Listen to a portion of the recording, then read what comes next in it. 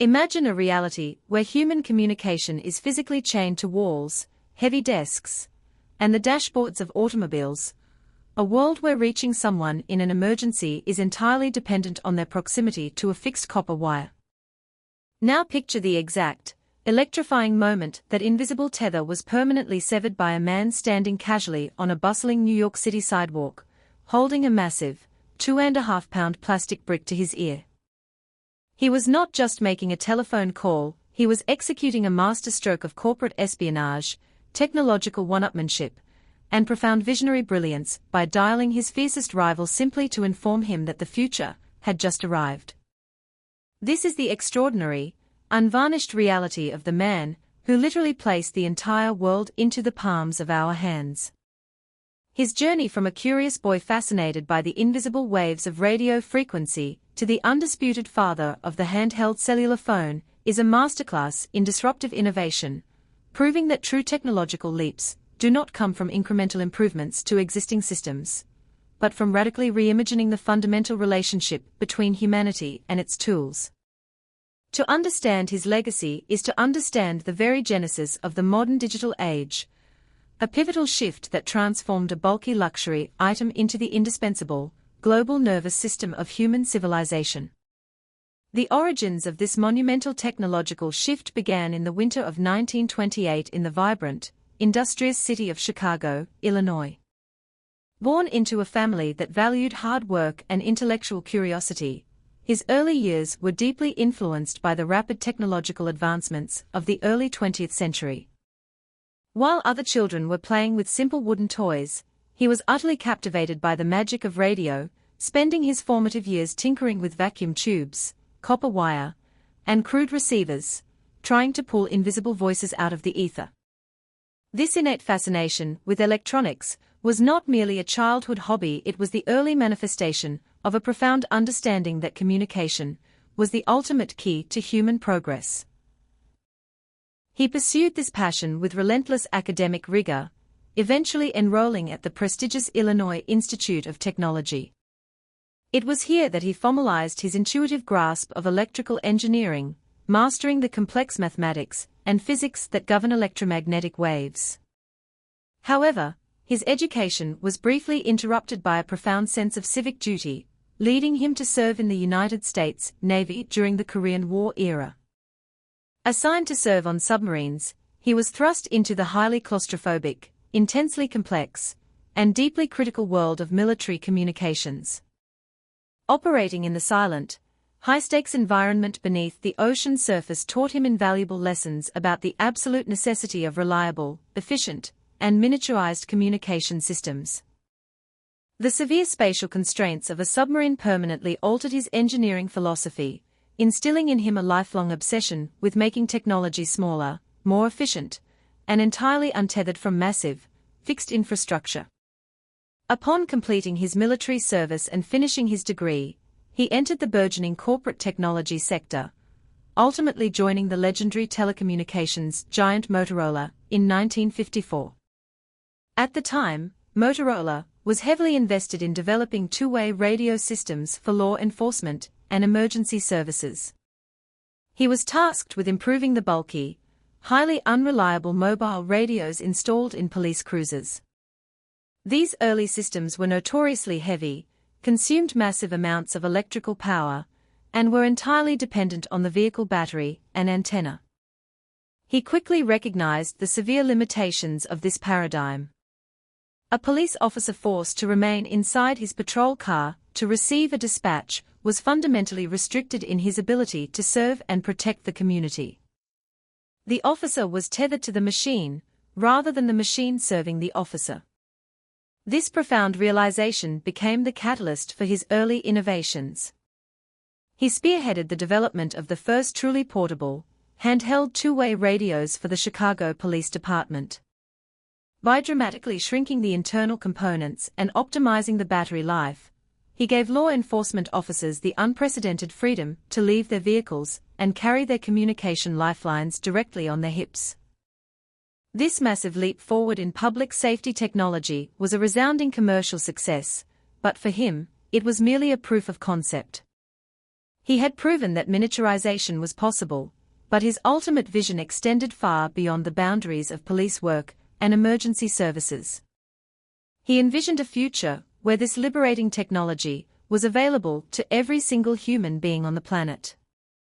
As the 1960s bled into the 1970s, the telecommunications landscape was dominated by a single, monolithic entity known as AT&T. The brilliant engineers at the Bell Labs were heavily investing millions of dollars into the concept of cellular technology. However, their vision was fundamentally flawed by a lack of imagination. They envisioned a cellular network where the telephone was permanently installed inside the automobile. To the engineers at the telecom giant, the car was the ultimate mobile environment, and the phone was merely an accessory to the vehicle. He vehemently and passionately disagreed with this entire premise. He understood a fundamental, almost philosophical truth about human nature, recognizing that people are inherently mobile, while cars are simply machines. Tethering a communication device to a 2-ton metal box was a massive regression in human freedom. He argued tirelessly within the halls of Motorola that the telephone must belong to the individual, not the location, and not the vehicle. He envisioned a world where a person could walk through a dense urban jungle, sit in a remote park, or climb a mountain, and still be instantly reachable.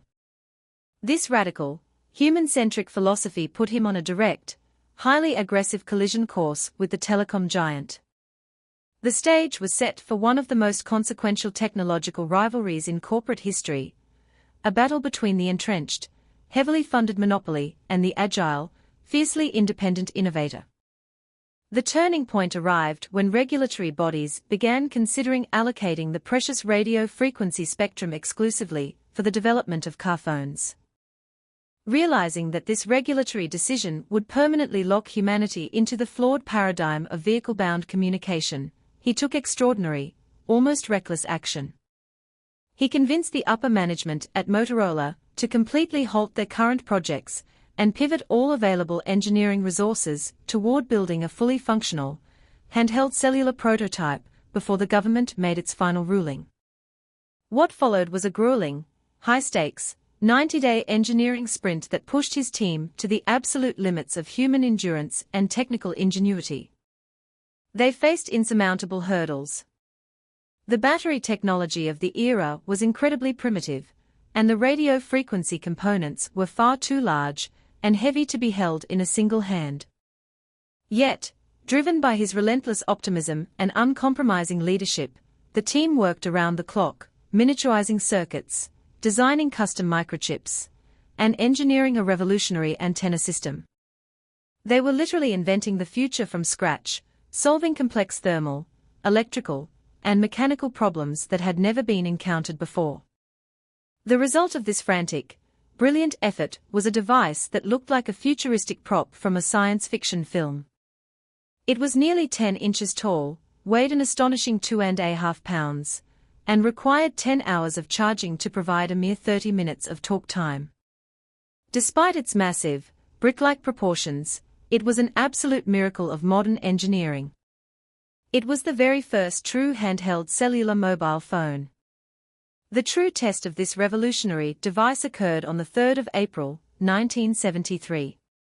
Standing on the bustling pavement of 6th Avenue in the heart of Manhattan, surrounded by the chaotic noise of traffic and oblivious pedestrians, he prepared to make a call that would echo through the annals of technological history.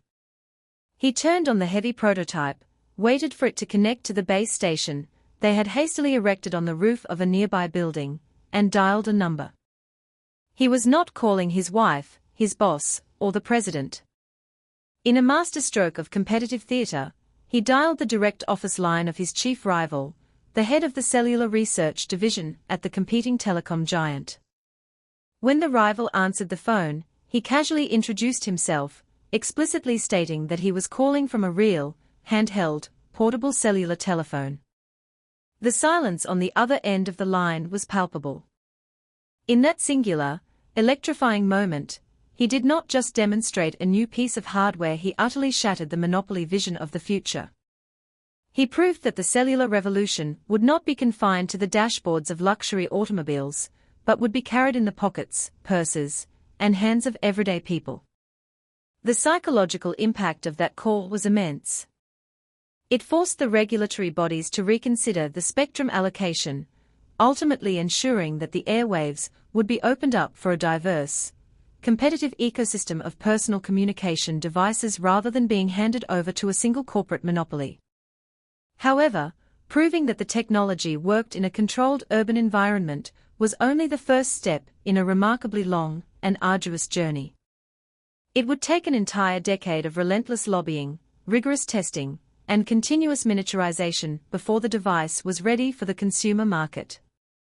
The Federal Communications Commission required exhaustive proof that the new cellular networks would not interfere with existing television and radio broadcasts. Meanwhile, his engineering team at Motorola worked tirelessly to shrink the massive prototype into a commercially viable product. Finally, in 1983, the Motorola DynaTAC 8000X was released to the public. Priced at nearly $4,000, it was an exorbitant luxury item, accessible only to wealthy executives, Wall Street financiers, and Hollywood elite. The public affectionately, and sometimes derisively, dubbed it the brick due to its sheer size and weight. Yet, despite the prohibitive cost and the limited battery life, the demand was astronomical. It became the ultimate status symbol of the 1980s, prominently featured in popular culture, blockbuster films, and the hands of powerful fictional characters. It fundamentally altered the pace of global business, allowing deals to be closed on golf courses, in airport lounges, and in the back of limousines. The brick was the genesis of a multi-trillion-dollar global industry, and he was universally recognized as the visionary patriarch of this new digital epoch. As the mobile phone industry exploded into a global phenomenon, he recognized that his work at his original company had reached its natural conclusion. Never one to rest on his monumental laurels, he transitioned into a new phase of his career, focusing on the next generation of wireless infrastructure. He eventually left the company that had backed his greatest triumph and founded his own enterprise, Arraycom. His new venture was dedicated to solving the looming crisis of spectrum scarcity. As billions of mobile phones flooded the global market, the available radio frequencies became dangerously congested. He pioneered the development of smart antenna technology, utilizing complex algorithms and multiple antennas to direct radio signals precisely where they were needed, dramatically increasing the capacity and efficiency of cellular networks without requiring additional spectrum. This brilliant innovation ensured that the mobile revolution could continue to scale exponentially without collapsing under its own weight.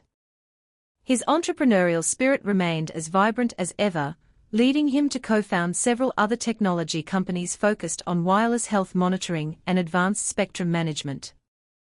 Throughout this period, he also found profound personal happiness, marrying a fellow telecommunications pioneer and serial entrepreneur. Together, they formed a formidable intellectual partnership, frequently collaborating on projects and advocating for the responsible, human-centric application of emerging technologies. As the clumsy, heavy bricks of the 1980s evolved into the sleek, hyperconnected, glass and metal supercomputers of the 21st century, he watched the industry he birthed transform in ways he could have scarcely imagined. Yet, his perspective on the purpose of this technology remained remarkably grounded and deeply philosophical. While modern society became increasingly obsessed with the addictive nature of smartphones, social media scrolling, and digital distraction, he consistently reminded the world of his original, foundational vision. He maintained that the ultimate, highest purpose of the mobile phone was not to entertain or to distract, but to solve profound human problems. He envisioned a future where wearable technology and embedded sensors would continuously monitor human health, predicting heart attacks, detecting diseases in their earliest stages, and instantly summoning medical assistance before a patient even realized they were in danger. He believed that the true culmination of his life work would be achieved when the mobile device became entirely invisible, seamlessly integrated into the human body and the environment, acting as a silent, tireless guardian of human well-being. He was highly critical of technology that enslaved human attention, arguing passionately that engineers and designers have a moral obligation to create tools that elevate the human condition, rather than exploiting our psychological vulnerabilities for corporate profit. Today, as he navigates the later chapters of an extraordinarily long and impactful life, his legacy is quite literally held in the hands of over 6 billion people across the globe. Every text message sent, every video call made, and every emergency alert received is a direct descendant of the heavy, plastic prototype he held to his ear on a New York sidewalk half a century ago. He did not merely invent a new consumer electronic device, he fundamentally restructured the architecture of human interaction, collapsing the barriers of time and geography, and weaving the entire planet into a single, instantaneous web of communication. His journey from a boy fascinated by the invisible magic of radio waves to the undisputed father of the mobile revolution is a profound testament to the power of visionary thinking. He looked at a world chained to walls and desks, imagined a reality where human connection was entirely free and untethered, and then possessed the sheer engineering brilliance and corporate courage to force that reality into existence. The story of this extraordinary pioneer is a timeless reminder that the most transformative technologies are not those that merely make our existing processes slightly faster, but those that completely redefine what it means to be human. He gave humanity the ultimate tool for freedom, ensuring that no matter where we wander on this vast planet, we are never truly out of reach, never truly alone, and always connected to the people and the information that matter most.